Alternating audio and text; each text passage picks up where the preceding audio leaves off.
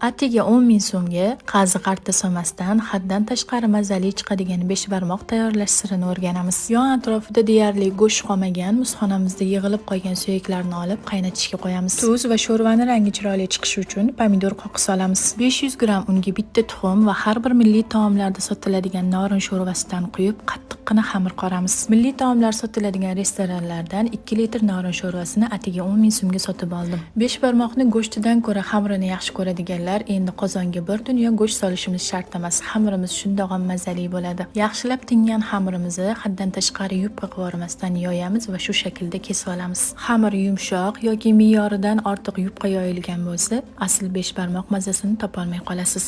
Baland olovda bir qaynab chiqqan xamirlarimizni laganga suzib, ustidan qaynoqqina norin sho'rvasini quyamiz. Retsept foydali bo'lgan bo'lsa, unga like bosib, sahifamga obuna bo'lishni unutmang. Yeganlarimiz ibodatlarga quvvat, tanamizga shifo bo'lsin.